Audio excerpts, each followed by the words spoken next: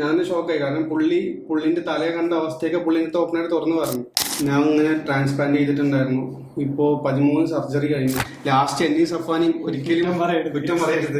Hospital side എന്ന് പറയുന്നത് sugar ഉണ്ടായിരുന്നു, കൺട്രോൾ അല്ലാന്ന്. അപ്പൊ കൺട്രോൾ അല്ലാത്ത പേഷ്യൻസ് നമ്മൾ ചെയ്യണ്ടല്ലോ, ചെയ്യാതെ ഒഴിവാക്കിയാൽ മതിയായിരുന്നു. നിങ്ങൾ ഇനി അഥവാ സ്റ്റെറിലൈസ് ആയിട്ട് വീണ്ടും ഇതന്നെ ഉപയോഗിക്കുന്നുണ്ടോ? ഒരാൾക്ക് ഉപയോഗിക്കുന്ന തന്നെ അതുകൊണ്ടാണ് നിങ്ങൾ റേറ്റ് കുറച്ച് കൊടുക്കാൻ.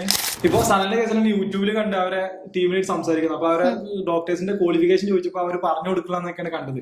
അപ്പൊ ഈ ഒരു വീഡിയോയിൽ നിങ്ങളോട് തന്നെ ചോദിക്കാണ്, ഇവിടുത്തെ ക്വാളിഫിക്കേഷനും കാര്യങ്ങളൊക്കെ കാണിക്കാൻ കഴിയും മാഡത്തിന്റെ?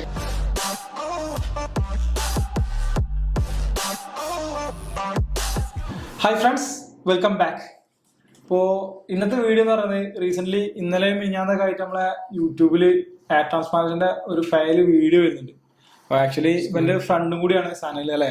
സനൽ എനിക്ക് പേഴ്സണലി അറിയാം. കാരണം ഞങ്ങൾ കുറച്ചേരം ഒരുമിച്ച് നിന്നിട്ടുണ്ടായിരുന്നു കൊച്ചിയിൽ. അപ്പോൾ ഇപ്പൊ അടുത്ത് റീസെന്റ് ഞാൻ പോയ സമയത്ത് എന്റെ ഹെയർ ട്രാൻസ്പ്ലാന്റേഷൻ കണ്ടിട്ടുണ്ടായിരുന്നു. അപ്പൊ പുള്ളി പറഞ്ഞു ഈ ട്രാൻസ്പ്ലാന്റ് ചെയ്തൂലേ എന്നൊക്കെ പറഞ്ഞു. ചെയ്തു. അങ്ങനെ ഓക്കെ, പുള്ളിക്കും ചെയ്യുന്നൊരു ആഗ്രഹം പറഞ്ഞു. അതിനുശേഷം ഞാൻ വലിയ കോണ്ടാക്ട്സ് ഒന്നും ഉണ്ടായിരുന്നില്ല. പിന്നെ അടുത്ത് കോൾ ചെയ്തപ്പോൾ ഞാൻ കൊച്ചിയിലേക്ക് വരുന്നുണ്ട്, അപ്പം നേരിട്ട് കാണാൻ പറ്റുമെന്ന് ചോദിച്ചു. അപ്പോൾ പുള്ളി പറഞ്ഞു ഇപ്പം എനിക്ക് വരാൻ പറ്റില്ല. അപ്പം എന്താണെന്ന് ചോദിച്ചപ്പോൾ ഞാൻ ഇങ്ങനെ ട്രാൻസ്പ്ലാന്റ് ചെയ്തിട്ടുണ്ടായിരുന്നു. ഇപ്പോൾ 13 സർജറി കഴിഞ്ഞു. ഞാൻ ഷോക്കായി. കാരണം പുള്ളിന്റെ തലയെ കണ്ട അവസ്ഥയൊക്കെ പുള്ളിന്റെ ഓപ്പണായിട്ട് തുറന്നു പറഞ്ഞു. പക്ഷെ അതിനുശേഷം പുള്ളി പറഞ്ഞു എനിക്കധികം സംസാരിക്കാൻ പറ്റില്ല എന്ന് പറഞ്ഞ് ഫോൺ കട്ട് ചെയ്തു. ഞാൻ അപ്പൊ തന്നെ സഫാനെ വിളിച്ച് കാര്യം പറഞ്ഞു. വിളിച്ചിരുന്നു. ഞാൻ വിളിച്ച് ഇങ്ങനെ സംഭവം ഉണ്ടായിട്ടുണ്ട്, കൊച്ചിയിലാണ് ചെയ്തിട്ടുള്ളത് എന്ന് പറഞ്ഞു. ന്യൂസൊക്കെ വരുന്നതിന് മുമ്പുള്ള മുന്നുള്ള കേസ് എന്നെ വിളിച്ചിട്ടുണ്ടായിരുന്നു. പിന്നെ ഇപ്പൊ ന്യൂസ് വന്ന ശേഷം കുറച്ചും കൂടിയും കാര്യങ്ങൾ എല്ലാ ആൾക്കാർക്കും അറിയാൻ പറ്റും. അപ്പൊ മാം ന്യൂസ് കണ്ടില്ലേ? മാമിന് ആ ഒരു സിറ്റുവേഷൻ ഉണ്ടായതിനെ കുറിച്ച് എന്ത് പറയാൻ പറ്റും മാമിന്? ഞാൻ ന്യൂസ് കണ്ടായിരുന്നു. പിന്നെ നമുക്ക് കുറച്ച് പേഷ്യൻസ് ഇങ്ങോട്ട് അയച്ചത് ഇങ്ങനെ ലിങ്ക് അയച്ചിട്ട് ഇത് എന്താണ്, ഇതെങ്ങനെയാണ് ഇങ്ങനെ സംഭവിച്ചതെന്ന് ചോദിച്ചിട്ടുണ്ടായിരുന്നു. പക്ഷേ ശരിക്കും എന്താ നടന്നെന്നും അറിയില്ല. കാരണം ഹോസ്പിറ്റലിന്റെ സൈഡിൽ നിന്ന് പറയുന്നത് അവർക്ക് ഷുഗർ ഉണ്ടായിരുന്നു, അത് കൺട്രോൾ ആക്കിയില്ല, എന്നിട്ടാണ് അതുകൊണ്ട് ഒരു ഇൻഫെക്ഷൻ ആയെന്നുള്ളത് ഹോസ്പിറ്റൽ സൈഡിൽ നിന്ന് പറയുന്നു. പക്ഷേ ഒരു പേഷ്യൻസിന്റെ സൈഡിൽ നിന്ന് പറയുമ്പോൾ ഷുഗർ ഇല്ല, നോർമൽ ആയിരുന്നു. ഇതിൽ എന്താണോ സത്യം എന്നുള്ളത് നമുക്ക് റിപ്പോർട്ട്സ് വെച്ചിട്ടാണ് നമുക്ക് നോക്കാൻ. ഷുഗർ ഉണ്ടായിരുന്നു, അത് കാരണം അവർ വന്നിട്ടുണ്ടായിരുന്നെങ്കിൽ റിപ്പോർട്ട് നോക്കി വേണം നമുക്ക് മനസ്സിലാക്കാൻ. ശരിക്കും ഷുഗർ ഉള്ള ഒരു പേഷ്യന്റിനെ നമ്മൾ ചെയ്യാൻ പാടുണ്ടോ അങ്ങനെ? അതോ ഷുഗർ ഉള്ള പേഷ്യൻസിനെ കൺട്രോൾഡ് ആയിരിക്കണം. ഇപ്പൊ അവര് ഹോസ്പിറ്റൽ സൈഡിൽ നിന്ന് പറയുന്നത് ഷുഗർ ഉണ്ടായിരുന്നു, കൺട്രോൾ അല്ലാന്ന്. അപ്പൊ കൺട്രോൾ അല്ലാത്ത പേഷ്യൻസ് നമ്മൾ ചെയ്യണ്ടല്ലോ, ചെയ്യാതെ ഒഴിവാക്കിയാൽ മതിയായിരുന്നു. അവർക്ക് ഇത്രയും കോംപ്ലിക്കേഷൻസ് വരത്തില്ലായിരുന്നല്ലോ. ഇപ്പൊ ടെസ്റ്റ് ചെയ്യുമ്പോൾ തന്നെ ഷുഗർ ലെവൽസ് കൂടുതലാണോ കുറവാണോ എങ്ങനെയാണെന്ന് നമുക്ക് അറിയാൻ പറ്റും. ഇപ്പൊ ഡയബറ്റിക് പേഷ്യൻസ് ആണെങ്കിൽ മെഡിസിൻസ് ഒക്കെ എടുത്ത് കൺട്രോൾഡ് ആണെങ്കിൽ നമുക്ക് ചെയ്യാം. ഇപ്പൊ ഒരു നോൺ ഡയബറ്റിക് പേഷ്യന്റ് ആണ്, എന്നിട്ടും ഫസ്റ്റ് ടൈമാണ് ചെക്ക് ചെയ്യുന്നത്, ഷുഗർ കൂടുതൽ കാണിക്കുന്നുണ്ടെങ്കിൽ അവർക്ക് ആ 3 monthsന്റെ വാല്യൂ ഫാസ്റ്റിങ്ങും പോസ്റ്റ്മോർട്ടമൊക്കെ നോക്കിയിട്ട് ചെയ്തിട്ടുണ്ടായിരുന്നെങ്കിൽ ഇങ്ങനെ വരത്തില്ലല്ലോ. അപ്പൊ അത് പ്രോപ്പർ ഡയഗ്നോസിസ് ചെയ്യാതെ പേഷ്യന്റ് സ്റ്റാർട്ട് ചെയ്ത് ഹോസ്പിറ്റൽ സൈഡിൽ നിന്ന് വരുന്ന ഒരു തെറ്റല്ലേ? അപ്പൊ ഈ ഒരു ഇഷ്യൂ ബന്ധപ്പെട്ട് ആൾക്കാർക്ക് ഇപ്പൊ ഭയങ്കര പേടിയായിട്ടുണ്ട്. എങ്ങനെ ഒരു ഹോസ്പിറ്റൽ ചൂസ് ചെയ്യാം, എന്തൊക്കെ കാര്യങ്ങൾ നമ്മളെ ഭാഗത്ത് ശ്രദ്ധിക്കണം എന്നുള്ളതിനെ കുറിച്ച് പറയാൻ പറ്റും? എന്തായാലും ഈ ന്യൂസ് പുറത്ത് എല്ലാവർക്കും അറിയുന്ന രീതിക്ക് വന്നത് നല്ലതാണ്. കാരണം കുറെ പേർക്ക് ഒരു അവയർനെസ് ഇല്ലല്ലോ, നമ്മൾ എങ്ങനെയാണ് ചൂസ് ചെയ്യേണ്ടത്, എന്തൊക്കെയാണ് നമ്മൾ ചെയ്യാൻ പാടില്ല എന്നുള്ളത് ആർക്കും കുറെ പേർക്ക് മനസ്സിലാവുന്നില്ല. ഒരു യൂട്യൂബർ പറഞ്ഞു, ഒരു ഇൻസ്റ്റാഗ്രാമിൽ ഒരാൾ പറഞ്ഞു, എന്നിട്ട് ഞാൻ അവരുടെ കണ്ടു, ഞാൻ പോയി ചെയ്തു, അങ്ങനെ പോകാൻ പാടേ ഇല്ല. ആക്ച്വലി അദ്ദേഹത്തിനും അതുപോലെ തന്നെയാണ്. ഇവനെ കൺസൾട്ട് ചെയ്തതിന് ശേഷം നമ്മളിപ്പോ ഈ ഫോണൊക്കെ നമ്മൾ ഓട്ടോമാറ്റിക് നമ്മളെ സൗണ്ട് എടുക്കുന്നുണ്ട് പോലെ മൊബൈൽ റീൽസോ എന്തോ. നമ്മൾ ട്രാൻസ്പ്ലാന്റേഷനെ കുറിച്ച് ജസ്റ്റ് ഒന്ന് സെർച്ച് ചെയ്യുമ്പോൾ തന്നെ നമുക്ക് പിന്നെ റീൽസിലാണെന്നുണ്ടെങ്കിൽ ഫേസ്ബുക്ക് അതേപോലെ ഇൻസ്റ്റയിലൊക്കെ നമുക്ക് ഓൾമോസ്റ്റ് മെസ്സേജ് വന്നുകൊണ്ടേയിരിക്കും. അപ്പോൾ പുള്ളി ജസ്റ്റ് അതിൽ ക്ലിക്ക് ചെയ്തിട്ടാണ് പോയെന്ന് പറഞ്ഞു. പക്ഷെ ക്ലിക്ക് ചെയ്ത ശേഷം അവർ നിരന്തരം വിളിച്ചുകൊണ്ടിരിക്കുകയായിരുന്നു പുള്ളി. ലാസ്റ്റ് പുള്ളിക്ക് ഒരു ഓഫർ കൊടുത്തു. അപ്പൊ പുള്ളി പിന്നെ അധികം പോയില്ല. കൺസൾട്ടിങ് കഴിഞ്ഞിട്ടുണ്ടായിരുന്നു, ഫോൺ വഴി കൺസൾട്ടിങ് കഴിഞ്ഞു. അപ്പോൾ 3,500 ക്രാഫ്റ്റ് കാണുമെന്ന് പറഞ്ഞു. പിന്നെ പുള്ളി പോയിട്ട് ലാഗായി, പോകാൻ മടിച്ചു. അപ്പൊ ഇവര് നിരന്തരം വിളിച്ചുകൊണ്ടിരിക്കുകയായിരുന്നു. അതിനുശേഷം അവരൊരു ഓഫർ കൊടുത്തു, ഇപ്പോൾ ചെയ്യാന്നുണ്ടെങ്കിൽ 55,000 ചെയ്യാൻ പറ്റും, അത് ഈ ഒരു മാസം കഴിഞ്ഞാൽ ഈ ഒരു ഓഫർ കിട്ടില്ല എന്ന് പറഞ്ഞു. അങ്ങനെയാണ് പുള്ളി പോയി ചെയ്തത്. പക്ഷെ ഈ ചെയ്ത സമയത്ത് ഷുഗർ ഇല്ല എന്നാണ് പുള്ളി എൻ്റെ അടുത്ത് പറഞ്ഞത്. കാരണം ഷുഗർ പുള്ളി 8 വർഷമായിട്ട് ബോഡി നന്നായിട്ട് മെയിൻറ്റെയിൻ ചെയ്യുന്ന പുള്ളിയാണ്. കാരണം പുള്ളിക്ക് ഒരു അസുഖങ്ങളൊന്നും ഇല്ല, അങ്ങനത്തെ ഫുൾ എല്ലാം ഫുഡാണെന്നെങ്കിൽ എല്ലാം കൺട്രോൾഡ് ആയിരുന്നു. പക്ഷെ എന്നിട്ടും പുള്ളിക്ക് ഈ ഒരു അവസ്ഥ പറ്റിയതിനെ കുറിച്ച് സത്യം ഞാൻ തന്നെ കേട്ടോ ടെൻഷനായി. കാരണം നമുക്ക് മുന്നേ ചെയ്യേണ്ട മുന്നേ അറിയണമെന്നുണ്ടെങ്കിൽ നമ്മൾ ടെൻഷൻ ആയിട്ടുണ്ടാവും.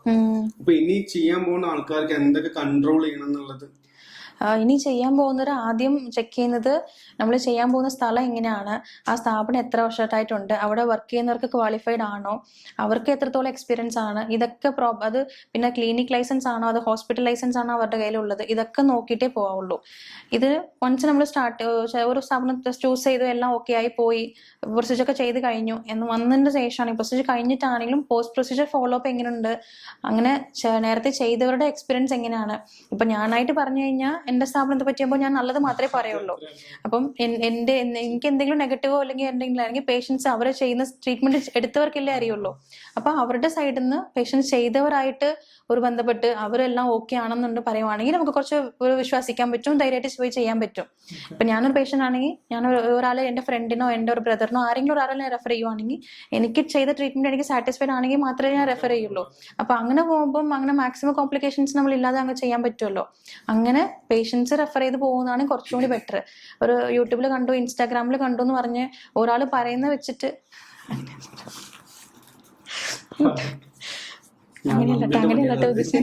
അങ്ങനെയല്ലട്ടോ ഉദ്ദേശിച്ചത്. ഞാൻ അതും പറഞ്ഞുതരാം. അപ്പോൾ ഒരാള് ഫേസ്ബുക്കിൽ കണ്ടു, ഇൻസ്റ്റാഗ്രാമിലുണ്ടായിരുന്നു, യൂട്യൂബിലുണ്ടായിരുന്നു പറഞ്ഞ് പോയി ചെയ്യുന്നത് തെറ്റാണ്. ഇപ്പൊ പറയുന്നത് തെറ്റിരിക്കരുത്. ഇപ്പൊ നിങ്ങൾ രണ്ടുപേരാണെങ്കിലും ഇൻസ്റ്റാഗ്രാമിലൊക്കെ ഇടുന്നുണ്ടല്ലോ, അപ്പൊ നമ്മൾ യൂട്യൂബിലൊക്കെ ഇടുന്നുണ്ടല്ലോ. പക്ഷെ അത് ഇപ്പൊ രണ്ടുപേരുടെ എക്സ്പീരിയൻസ് ആണ് ഷെയർ ചെയ്യുന്നത്. നമ്മൾ വിളിക്കുന്ന ആൾക്കാരോട് ഇത് കണ്ടിട്ട് കുറെ ആൾക്കാർ ഡൗട്ട് ചോദിക്കാൻ വിളിക്കും, ട്രാൻസ്പ്ലാന്റ് ചെയ്യണോ ചെയ്യേണ്ടതെന്ന് ഡൗട്ട് വിളിക്കും. അപ്പൊ നമ്മൾ അപ്പോഴും പറയല എന്താണ്, നിങ്ങൾ ഈ ക്ലിനിക്ക് ചൂസ് ചെയ്യാമെന്നില്ല, അതിന് മുമ്പ് തന്നെ പറയാം, നിങ്ങൾ മാക്സിമം ചെക്ക് ചെയ്തിട്ട് നിങ്ങൾ നോക്കി അവിടെ ചെയ്ത ആരുടെയൊക്കെ റിസൾട്ട് ഉണ്ടെങ്കിൽ നോക്കിയിട്ട് ചെയ്താൽ തന്നെയാണ് പറയലല്ലോ. ഇവനെ വിളിക്കുന്ന ആൾക്കാരാണെന്നുണ്ടെങ്കിൽ മെസ്സേജ് ചെയ്യുന്ന ആൾക്കാരാണെന്നുണ്ടെങ്കിൽ എന്റെ നമ്പർ പബ്ലിഷ്ഡ് ആണ്, അത് എന്നെ എല്ലാവരും വിളിക്കും. സഫ്വാന്റെ വീഡിയോ എല്ലാ മാസം അപ്ഡേറ്റഡ് ചെയ്തുകൊണ്ടിരിക്കുന്നുണ്ട്. അപ്പൊ അതായത് എന്റെ ഹെയർ എങ്ങനെ ഉണ്ട് എന്ന് ചോദിച്ചുകൊണ്ട് ഒരുപാട് പേര് വിളിക്കാറുണ്ട്. അത് കാരണം ഇപ്പൊ ഇവന്റെ മാത്രം കേട്ടുകൊണ്ട് അവർക്ക് വിശ്വാസം ആവുന്നില്ല. കാരണം എന്റെയും കൂടി കാണുമ്പോഴാണ് അവർക്ക് വിശ്വാസം ആവുന്നത്. പിന്നെയും കുറെ പേര് എക്സ്പീരിയൻസ് ചെയ്യാൻ കുറെ ആൾക്ക് ഇപ്പൊ ഞാൻ പറഞ്ഞു, ഇപ്പൊ എന്നെ വിളിക്കുകയാണെന്നുണ്ടെങ്കിൽ ഞാൻ പറയാറുണ്ട്, നിങ്ങൾ ഹോസ്പിറ്റലിൽ പോകുകയാണെന്നുണ്ടെങ്കിൽ നിങ്ങൾക്ക് കുറെ ആൾക്കാരെ കാണാൻ പറ്റും. കാരണം ട്രാൻസ്പ്ലാന്റ് ചെയ്ത ആൾക്കാരെ കാണാൻ പറ്റും, ഇപ്പോൾ PRPക്ക് വന്ന ആൾക്കാരെ കാണാൻ പറ്റും, അതേപോലെ ഇനി ട്രാൻസ്പ്ലാന്റ് ചെയ്യാൻ പോകുന്ന ആൾക്കാരെ കാണാൻ പറ്റും. അപ്പൊ ഇവരൊക്കെ കാണുമ്പോൾ നിങ്ങൾക്ക് ഏകദേശം ഒരു വിശ്വാസം വരും. കാരണം അല്ലാതെ നിങ്ങൾ നേരിട്ട് ഒറ്റ ദിവസം ഫോൺ വഴി കൺസൾട്ടേഷൻ അതൊന്നും ചെയ്യരുത്. നിങ്ങൾ നേരിട്ട് പോയിട്ട് ഉറപ്പ് വരുത്തിയതിനു ശേഷം മാത്രം ചെയ്താൽ മതി. അതാണ് കറക്റ്റും കൂടി. നമുക്ക് ഇപ്പൊ ഫോൺ വഴി ദൂരമാണ് വരാൻ പറ്റുന്നതെന്നൊക്കെ ആണെങ്കിൽ അറ്റ്ലീസ്റ്റ് ക്രാഫ്റ്റ്സ് എങ്ങനെയാണെന്ന് അറിയാൻ വേണ്ടിയിട്ടാണെങ്കിൽ ഫോട്ടോ അയച്ചതാണെങ്കിൽ ഓക്കെയാണ്. പക്ഷെ അതിന് മുൻപ് ഒരു പ്രാവശ്യം നേരിലും കൂടി വന്നിട്ട് ഇങ്ങനത്തെ കാര്യങ്ങളൊക്കെ നോക്കി നമ്മൾക്കൊരു സാറ്റിസ്ഫൈഡ് ആണെങ്കിൽ ചെയ്യുകയാണെങ്കിൽ കുറച്ചും കൂടി നല്ലതായിരിക്കും. മറ്റുള്ളവർക്ക് റിസൾട്ട് ഓക്കെ ആണെന്നുണ്ടെങ്കിൽ ബാക്കിയുള്ളവർക്ക് ചെയ്യാൻ പറ്റും. ഇപ്പൊ റിസൾട്ട്സിലും അതുപോലെ ഫേസ്ബുക്കിലും ഇൻസ്റ്റാഗ്രാമിലും ഈ ഫൈബേഴ്സ് എന്നൊക്കെ കേട്ടിട്ടുണ്ടോ? നമ്മൾ ഒരു കുറച്ച് ഉള്ളു കുറവാകുന്ന സ്ഥലത്ത് ഫൈബേഴ്സ് പൗഡർ പോലത്തെ ഇട്ടിട്ട് ഫുൾ ഡെൻസ് ആയിട്ട് കാണിച്ചിട്ട് അങ്ങനെ കുറച്ച് ആൾക്കാരും ഇൻസ്റ്റാഗ്രാമിലും ഫേസ്ബുക്കിലൊക്കെ ഇടുമ്പോഴും റിസൾട്ട്സ് അങ്ങനെ അങ്ങനെ ഫൈബേഴ്സ് ഒക്കെ ഇട്ടിട്ട് ഫേക്ക് ആയിട്ട് ഇടുന്ന ഒരു കുറെ ഇതും കൂടി ഉണ്ട്. അങ്ങനെ ചെയ്യുന്നതായിട്ട് ശരിയല്ല. അപ്പം പ്രോപ്പറായിട്ട് ക്ലിനിക്കിൽ പോവുക, ഒരു ഹോസ്പിറ്റലിൽ പോയിട്ട് അവിടെ എങ്ങനെയുണ്ടെന്നെല്ലാം നോക്കിയിട്ട് പിന്നെ ചെയ്യുന്നതാണ് നല്ലത്. പിന്നെ അതുപോലെ തന്നെ ഇപ്പൊ നമ്മള് ട്രാൻസ്പ്ലാന്റ് ചെയ്യുന്ന ചില കേരളത്തിനെ പറയാം, ചില ക്ലിനിക്കിൽ ഡോക്ടേഴ്സ് ചെയ്യാൻ ഇത്ര പൈസ, അല്ലെങ്കിൽ വേറെ ടീം ചെയ്യാൻ ഇത്ര പൈസ, അതിലെന്തെങ്കിലും റിസൾട്ടിലും എക്സ്പീരിയൻസ് കൂടുന്നതനുസരിച്ച് ക്യാഷ് കൂടുന്നുണ്ടോ? എങ്ങനെയാ? ഇവിടെ വന്ന കുറെ പേഷ്യൻസ് കൺസൾട്ടിങ്ങിന് വന്നപ്പോൾ അവർ തന്നെ പറഞ്ഞിട്ടുണ്ട്, ഇങ്ങനെ ഞാൻ ഒരു സ്ഥലത്ത് പോയപ്പം അവിടുത്തെ ചീഫ് ചെയ്ത് കഴിഞ്ഞാൽ ഇങ്ങനെയാണെങ്കിലും ബാക്കിയുള്ളവർ ചെയ്യുമ്പോൾ ഇത്ര പൈസയാണെന്നൊക്കെ. പക്ഷെ അത് ശരിക്കും പറഞ്ഞ ഒരു സ്കാം വേണമെങ്കിൽ പറയാനേ പറ്റുള്ളൂ. ഒരു ഡിഫറെന്റ് ടൈപ്പ് ഓഫ് ടെക്നിക്സ് ഉണ്ടല്ലോ. ഇപ്പൊ ട്രാൻസ്പ്ലാന്റിന് തന്നെ DHT, DHI, പിന്നെ പെൻ മെത്തേഡ്, നീഡിൽ മെത്തേഡ്, അങ്ങനെ കുറെ ടൈപ്സ് ഉണ്ടല്ലോ. അപ്പൊ അങ്ങനെ ഓരോരോ ടൈപ്പിന് വേറെ വേറെ റേറ്റ് ആണെങ്കിൽ പിന്നെ കുഴപ്പമില്ല. സെയിം ടൈപ്പില് ആൾക്കാർ മാറുന്ന കൊണ്ട് ഒരു കോസ്റ്റ് ഡിഫറൻസ് വരുവാണെങ്കിൽ അത് ശരിയല്ലല്ലോ. അതൊരു സ്കാം ആയിട്ടല്ലേ നമുക്ക് കൺസിഡർ ചെയ്യാൻ പറ്റുന്നത്. ഇപ്പൊ ഷിയാബ് ചോദിച്ചു, എക്സ്പീരിയൻസ് കൂടുതലായതുകൊണ്ട് പൈസ കൂട്ടി ചെയ്യുന്നത് മോശമല്ലേ? എക്സ്പീരിയൻസ് കൂടുന്ന അത്രയും നമ്മൾ പെർഫെക്ഷൻ ആണ് എക്സ്പെക്ട് ചെയ്യേണ്ടത്. അല്ലാതെ എനിക്ക് ഇപ്പൊ ഞാൻ കുറെ വർഷമായിട്ട് ഇവിടെ ചെയ്യുന്നുണ്ട് അതുകൊണ്ട് ഞാൻ പൈസ കൂടുതലായിട്ട് ചോദിക്കും, അത് ശരിയല്ലല്ലോ. സഫയർ മെത്തേഡ് ചെയ്യുകയാണെങ്കിൽ സഫയറിന്റെ ഇത് ബ്ലേഡും കാര്യങ്ങളൊക്കെ നമ്മൾ നെറ്റിൽ നോക്കിയാൽ കാണാൻ കഴിയുന്ന 4000-3000 രൂപ റേഞ്ച് ഒക്കെ വരുന്നുള്ളൂ. അപ്പൊ ഇത്ര റേറ്റിൽ എന്തുകൊണ്ടാണ് അവർ ചെയ്യുന്നത്? നിങ്ങൾക്ക് അല്ലെങ്കിൽ എന്തുകൊണ്ടാണ് 10 രൂപക്ക് ചെയ്യാൻ കഴിയുന്നത്? ഇപ്പൊ നമ്മള് സഫയിലാണെങ്കിൽ പറഞ്ഞ പോലെ നമുക്ക് നെറ്റിൽ വെച്ച് കഴിഞ്ഞാൽ തന്നെ ആ ബ്ലേഡിനും ടൈറ്റാനിയം ഹോൾഡറും കൂടി ചേർത്തിട്ട് തന്നെ മാക്സിമം നോക്കിക്കഴിഞ്ഞാൽ 6000 റുപ്പീസൊക്കെ വരുള്ളൂ. മാക്സിമം അത്രേ വരുള്ളൂ. അപ്പോൾ ഒരു 6,000 എക്സ്ട്രാ വരുന്ന ഒരു കോസ്റ്റിന് വേണ്ടിയിട്ട് ഞാനൊരു ഗ്രാഫ്റ്റിന് 20 റുപ്പീസ് 30 റുപ്പീസ് ഒക്കെ ആയിക്കഴിഞ്ഞാൽ ആൾമോസ്റ്റ് ഒരു 3,000 ഗ്രാഫ്സ് 1,00,000 രൂപയത്തോളം വരും. അപ്പോൾ ഒരു 1000 ഒരു ചെലവാക്കി ഒരു സാധനം മേടിച്ചിട്ട് അത് 1,00,000 രൂപയായിട്ട് ഇങ്ങനെ മാറ്റി ഞാൻ സെയിൽ ചെയ്യുന്ന പോലെയല്ലേ. തന്നെ ചോദിക്കണേ, നിങ്ങൾ ഇനി അഥവാ സ്റ്റെറിലൈസ് ആയിട്ട് വീണ്ടും ഈ തന്നെ ഉപയോഗിക്കുന്നുണ്ടോ? ഒരാൾക്ക് ഉപയോഗിക്കുന്ന തന്നെ അതുകൊണ്ടാണ് റേറ്റ് കുറച്ച് കൊടുക്കാൻ. അങ്ങനെ നമ്മള് ഒരാൾക്ക് യൂസ് ചെയ്ത ബ്ലേഡ് മറ്റൊരാൾക്ക് യൂസ് ചെയ്യാറില്ല. സഫയർ നമ്മൾ യൂസ് ചെയ്യാറില്ല. അന്ന് ഞാൻ കുറച്ച് ഇത് കാണിച്ചിട്ടുണ്ടായിരുന്നല്ലോ. അത് കുറച്ച് വീഡിയോയ്ക്ക് വേണ്ടി മാത്രം കുറച്ച് വെച്ചതേ ഉള്ളൂ. ബാക്കി കുറെ സ്റ്റോക്സും കൂടി ഉണ്ട്. ഒരാൾക്ക് ചെയ്ത ബ്ലേഡ് മറ്റൊരാൾക്ക് നമ്മൾ യൂസ് ചെയ്യേയില്ല. എല്ലാം യൂസ് ആൻഡ് ത്രൂ ആയിട്ടേ ചെയ്യാറുള്ളൂ. അതുപോലെ പേഷ്യൻസിന് വരുന്ന സമയത്ത് തന്നെ അവരെ ഓട്ടിൽ നമ്മൾ സ്ലിറ്റ് ഇടുന്ന മുൻപ് തന്നെ അവിടെ കാണിച്ചു തരും.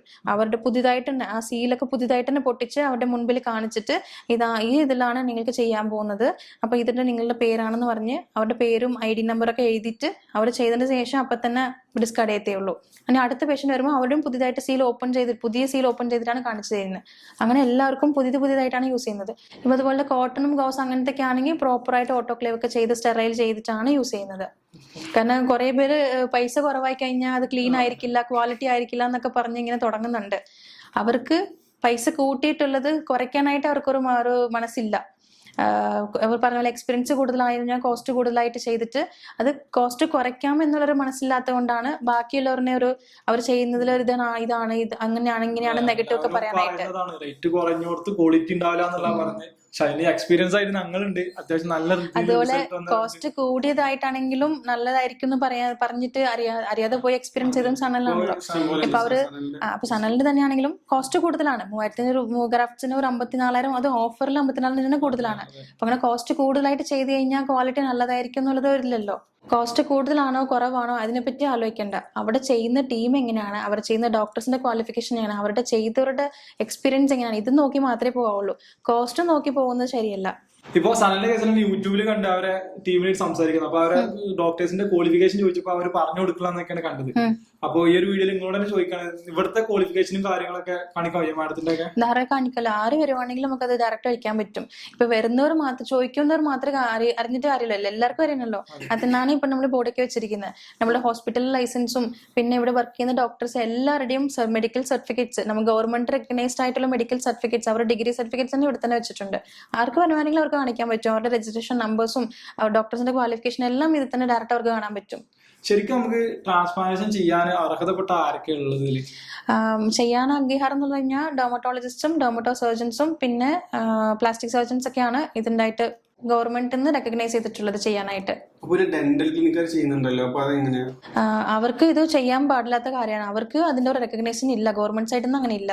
അപ്പോ അവരെങ്ങനെയാണ് ഇത് പഠിച്ചെടുക്കുന്നത്? അപ്പൊ ഈ ട്രാൻസ്പ്ലാന്റേഷൻ സിമ്പിൾ ആയിട്ട് പഠിക്കാൻ കഴിയോ? അത്ര സിമ്പിൾ ആയിട്ട് പഠിക്കാന്നുള്ള കാര്യമല്ല അത്. ശരിക്കും പറഞ്ഞു കഴിഞ്ഞാൽ അത് കുറച്ച് ചില ആൾക്കാർ ചെയ്യുന്ന കോസ്മെറ്റിക് ഫീൽഡിലോട്ട് പോയിട്ട് അങ്ങനെ ഒരു ഷോർട്ട് കോഴ്സസ് പോലെയൊക്കെ എടുത്ത് ഒരു 3 months 2 months കോഴ്സസ് ഒക്കെ എടുത്ത് ഒരു കോസ്മെറ്റോളജിസ്റ്റ് എന്നുള്ള പേര് വെച്ചിട്ടാണ് കുറെ പേര് അങ്ങനെ ചെയ്യുന്നത്.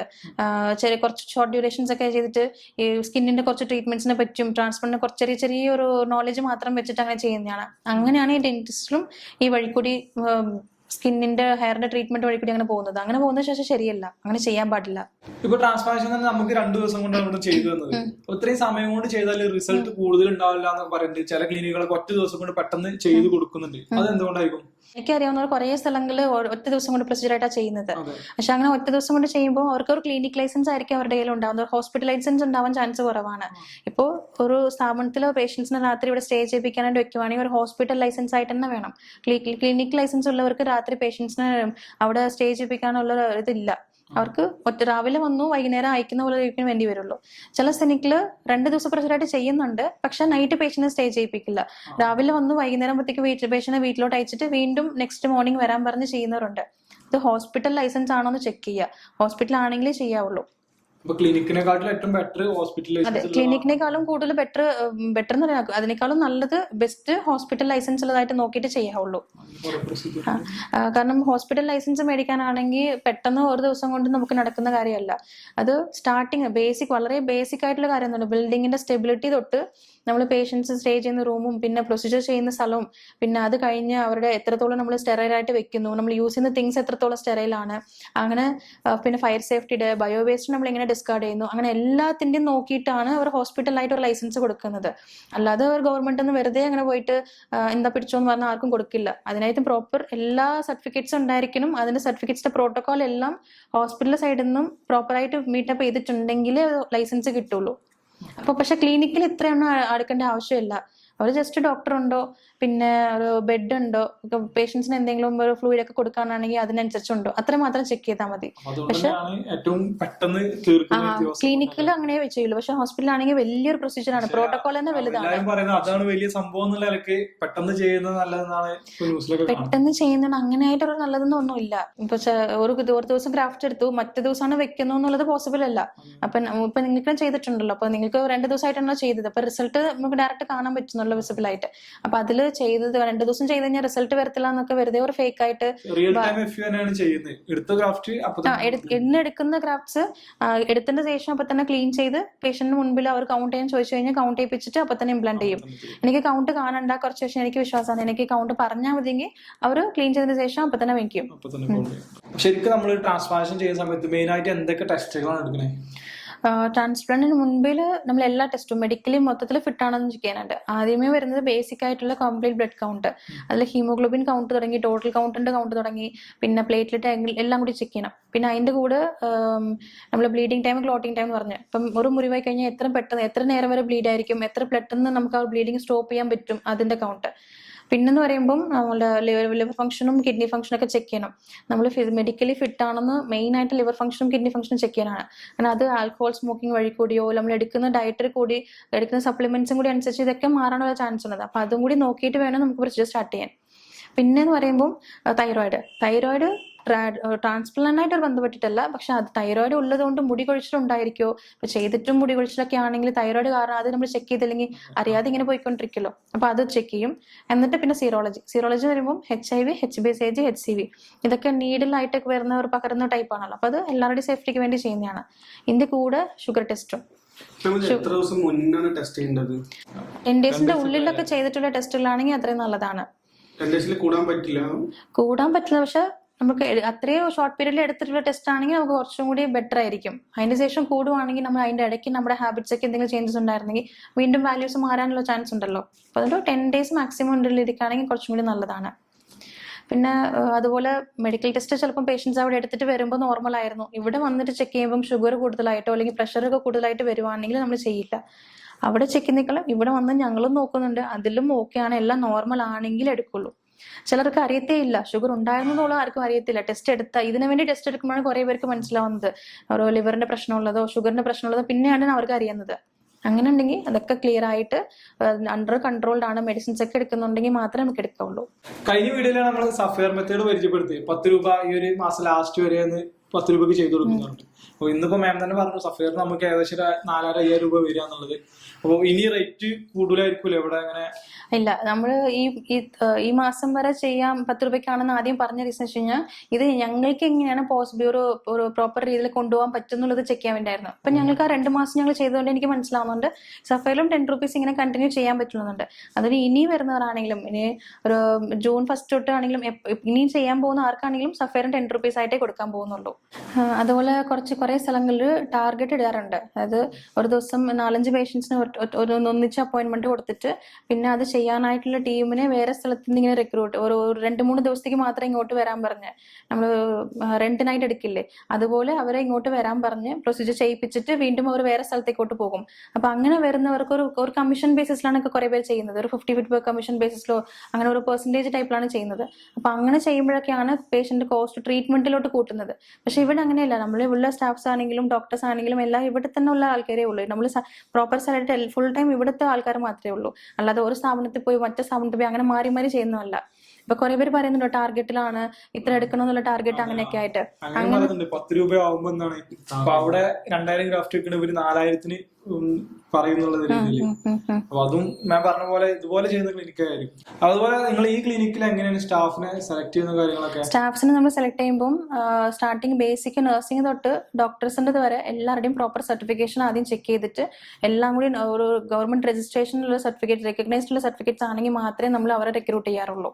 അതാർക്കാണെങ്കിലും അങ്ങനെ തന്നെയാണ്. സ്റ്റാഫ്സ് ആണെങ്കിലും ടെക്നീഷ്യൻസ് ആണെങ്കിലും ഡോക്ടേഴ്സ് ആണെങ്കിലും ആർക്കാണെങ്കിലും അങ്ങനെയാണ്. ഈവൻ നമ്മളുടെ ഇപ്പൊ ഒരു ഡെർമറ്റോ സർജൻസും 2 ഡെർമറ്റോളജിസ്റ്റും കൂടെ ഉണ്ട്. അവരുടെ ആണെങ്കിലും അങ്ങനെ തന്നെയാണ്. അവർ എല്ലാം സ്ഥിരമായിട്ട് ഇവിടെ നിൽക്കുന്ന ആൾക്കാരാ. അല്ലാതെ ഒരു സ്ഥാപനത്തിൽ പോയി പിന്നെ അവിടുന്ന് വേറെ സ്ഥാപനത്തിൽ ഇങ്ങനെ മാറി മാറി പോയി പ്രൊസീജിയർ ചെയ്യുന്നവരല്ല. ഇവിടെ തന്നെ ഉള്ള ആൾക്കാരാണ്. നമ്മൾ 2019 തുടങ്ങി ഇപ്പം വരെ സെയിം സ്റ്റാഫ്സ് ആണ് ഇങ്ങനെ പോകുന്നത്. ഒരു മാറി മാറി ഇങ്ങനെ ഓരോ വർഷം സമയം പോകുമ്പോഴും മാറി മാറി പോകുന്ന ടൈപ്പ് അല്ല. എക്സ്പീരിയൻസ്ഡ് ആണ്. പിന്നെ അതുപോലെ ഗ്രാഫ്റ്റ് കൂടുതലായിട്ട് നമ്മൾ എടുക്കുന്നത് പറഞ്ഞില്ലേ. ഇപ്പം ഞാൻ ഇപ്പൊ സഫാന്റെ ഗ്രാഫ്റ്റിനെ എടുത്തു. ഞാനത് ഇനി ആർക്കാണ് വെക്കാൻ പോകുന്നത്? ആ ഗ്രാഫ്റ്റ് എടുത്തിട്ട് ഞാൻ വേറെ ആർക്കും വെക്കാൻ പറ്റില്ലല്ലോ. അപ്പൊ നമ്മുടെ സ്വന്തം ഗ്രാഫ്റ്റ്സ് ആണെങ്കിലും നമ്മൾ ചെസ്റ്റ് ഒന്നും കയ്യിൽ നിന്ന് എടുത്താൽ അത്ര ഗ്രോത്ത് കിട്ടില്ല. അപ്പം ബാക്ക് സൈഡിൽ നിന്നും വീട് എന്തൊക്കെയാണ് നമ്മൾ പ്രിഫറൻസ് കൊടുക്കുന്നത്. അപ്പോൾ ഒരാളുടെ ഗ്രാഫ്റ്റ് എടുത്ത് ബാക്കിയുള്ളവർക്ക് വെച്ചിട്ട് കാര്യമില്ല. അങ്ങനെ എടുക്കേണ്ട ആവശ്യമില്ലല്ലോ. ശരിക്കും പറഞ്ഞാൽ ഞങ്ങൾക്കല്ലേ വർക്ക് കൂടുതൽ. അത്രയും നേരം എക്സ്ട്രാ ക്രാഫ്റ്റ്സ് എടുക്കാനാണെങ്കിൽ ഞങ്ങൾക്ക് വർക്ക് കൂടുതൽ. ഞാൻ എന്തിനാ അത്രയും കഷ്ടപ്പെട്ട് ഞങ്ങളുടെ വർക്ക് കൂട്ടിയിട്ട് കോസ്റ്റ് കുറവായിട്ട് ചെയ്യാനായിട്ട്? അതൊരു ലോജിക്കായിട്ടുള്ള ഒരു സംഭവം അല്ലല്ലോ. പിന്നെ അതുപോലെ ഗ്രാഫ്റ്റ്സ് കൗണ്ട് ചെയ്യുന്നുണ്ടല്ലോ പേഷ്യന്റ് മുൻപിൽ തന്നെ വെച്ചിട്ട് കൗണ്ട് ചെയ്തിട്ടാണല്ലോ ചെയ്യുന്നത്. അപ്പം ഇത് വെറുതെ എന്തിനാ ഞങ്ങള് പൈസയും കുറവാക്കി ചെയ്തു ഞങ്ങളുടെ വർക്ക് ലോഡും കൂട്ടാനായിട്ട് അങ്ങനെ ചെയ്യേണ്ട ആവശ്യമില്ലല്ലോ. പിന്നെ ഇതിൽ തന്നെ പറയുന്നുണ്ട്, ഇപ്പോ ഫസ്റ്റ് സെറ്റ് നമ്മൾ നല്ലോണം ഗ്രാഫ്റ്റ് എടുത്തിട്ട് 4000-5000 ഗ്രാഫ്റ്റ് എടുത്ത് കഴിഞ്ഞാൽ പിന്നെ ക്രൗൺ ഏരിയയ്ക്ക് നമുക്ക് ഗ്രാഫ്റ്റ് ഉണ്ടാവാത്ത രീതിയിൽ ഗ്രാഫ്റ്റ് എടുത്തിട്ടാണ് ഇങ്ങനെയുള്ള ചെറിയ ക്ലിനിക്കുകളൊക്കെ ചെയ്യുന്നതിലും പറയുന്നുണ്ട്. അപ്പൊ നമുക്ക് ക്രൗൺ ഏരിയയിലേക്ക് പിന്നെ ആരെയും ചെയ്തോലുണ്ടോ സെക്കൻഡ് സെറ്റ്? കുറേ പേരുണ്ട്. ഇന്ന് ഒരു പേഷ്യന്റ് അഡ്മിറ്റ് ആയിട്ടുണ്ടായിരുന്നു. എന്നെ ഞാൻ വേണമെങ്കിൽ ഒരു മോള് അവർ ഫേസ് കാണിക്കുന്ന അറിയുമെന്ന് എനിക്കറിയില്ല. പക്ഷെ ഞാൻ അവിടെ കാണിച്ചു തരാം. ട്രാൻസ്പ്ലാന്റ് ആദ്യം ചെയ്തിട്ട് 2 വർഷം കഴിഞ്ഞ് ഇപ്പൊ 2ാമത്തെ സിറ്റിങ്ങിലോട്ട് ക്രൗണിൽ വെക്കാനായിട്ട് വന്നിട്ടുണ്ട്. അവർക്ക് ഡോണർ ഉണ്ട്, ക്രൗണിൽ വെക്കുന്നുണ്ട്. അത് ആവശ്യമില്ലാത്ത കൂടുതൽ ഗ്രാഫ്റ്റ്സ് എടുത്തു കളഞ്ഞു, ഇല്ലെങ്കിൽ എടുത്ത് എക്സ്ട്രാ എടുത്തു പൈസ കൂട്ടി, അതൊക്കെ വെറുതെയാണ്. അതൊരു എന്തെങ്കിലും ഒന്ന് സംസാരിക്കുന്ന രീതിക്ക് സംസാരിക്കുന്നേ ഉള്ളൂ. കുറേ പേരുടെ സെക്കൻഡ് ട്രാൻസ്പ്ലാന്റ് ചെയ്തിട്ട് ക്രൗൺ ചെയ്തവരൊന്നുണ്ട്. പിന്നെ അവരുടെ ഫോട്ടോസ് വീഡിയോസ് വേണമെങ്കിൽ ഞാൻ ഷെയർ ചെയ്യാം. അവർക്ക് പേഷ്യൻസിന് ഓക്കെ ആണെങ്കിൽ ഞാൻ ഷെയർ ചെയ്യാം. പിന്നെ വേറൊരു ക്വസ്റ്റ്യൻ എന്ന് പറയുമ്പോൾ എനിക്ക് സഫാൻ എന്ന ടീം തന്നെയാണ് ഇപ്പോഴും ചെയ്തുകൊണ്ടിരിക്കുന്നത്. വേറെ വല്ല ആൾക്കാർ ചെയ്ത പ്രശ്നം ഉണ്ടാവുന്നൊക്കെ ചോദിക്കുന്നുണ്ട്. ഇപ്പോഴും ആ സെയിം ടീം ഇപ്പം മൂല പ്രൊസീജിയർ നടന്നുകൊണ്ടിരിക്കുകയാണ്. ഇപ്പം പോയിട്ട് ഡയറക്റ്റ് കഥ തുറന്നാലും ആ സെയിം ടീം തന്നെയായിരിക്കും ചെയ്തിരിക്കുക. ആ സെയിം ആൾക്കാർ തന്നെയാണ് ഇപ്പോഴും ഉള്ളത്. ഇപ്പോ സനൽ ബ്രോ കണ്ട പോലെ പ്രൊമോഷൻ ഒന്നും കണ്ടിട്ട് ഒരിക്കലും പോയതല്ലേ? ഒരിക്കലും വരരുത്. ഇവിടെ വന്ന് നേരിട്ട് വന്ന് ഇവിടുത്തെ പേഷ്യൻസ് ഇരിക്കുന്നത് കാണാൻ പറ്റും. ഇവിടെ വരുമ്പോൾ തന്നെ ട്രാൻസ്പ്ലാന്റ് ചെയ്ത ആൾക്കാരുണ്ടാവും, PRP വന്ന ആൾക്കാരുണ്ടാവും, ട്രാൻസ്പ്ലാന്റ് ചെയ്ത് കഴിഞ്ഞ ആൾക്കാരുണ്ടാവും. അപ്പൊ ഇവരെയൊക്കെ നോക്കി വരുത്തിയിട്ട് മാത്രം നമുക്ക് ഡോക്ടറെ കൺസൾട്ട് ചെയ്ത് ആ ഒരു ഉറപ്പ് കൂടെ വരുത്തിയിട്ട് വേണം ഞങ്ങൾ ഇനി ട്രാൻസ്പ്ലാന്റ് ചെയ്യാനായിട്ട്.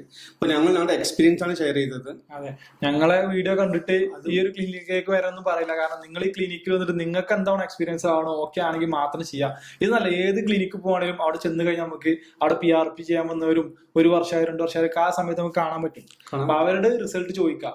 മിനിമം 1 വർഷമെങ്കിലും ആയ ഒരാളെ നമ്മൾ കാണണം അല്ലെ ക്ലിനിക്കിൽ ചെന്ന് കഴിഞ്ഞാല്. എന്നാലും നമുക്ക് ആ ക്ലിനിക്കിനെ പറ്റിയൊന്ന് മനസ്സിലാവുള്ളൂ റിസൾട്ടും കാര്യങ്ങളൊക്കെ. ഒരുപാട് ആൾക്കാർ പറഞ്ഞിട്ടുണ്ട്, നീ ആദ്യം ചെയ്ത് കാണിക്കും എന്നിട്ട് ഞങ്ങൾ ചെയ്യാം, എന്റെ റിസൾട്ട് നോക്കിയിട്ട് ചെയ്ത് ചെയ്യാന്ന് ഒരുപാട് പേര് പറഞ്ഞിട്ടുണ്ട്. അപ്പൊ അതുകൊണ്ട് അതിന്റെ ബേസിസ് മാത്രമാണ്. കാരണം ഈ ഒരു പ്രൈസിൽ അഫോർഡബിൾ ആയിട്ടുള്ള ഒരു പ്രൈസിൽ ഇവിടെ മാത്രമേ ചെയ്യുന്നുള്ളൂ. കാരണം ഇത്രയും പെർഫെക്റ്റ് ആയിട്ട് എനിക്ക് കിട്ടിയ എക്സ്പീരിയൻസ് ആണ് ഞാൻ പറഞ്ഞത്.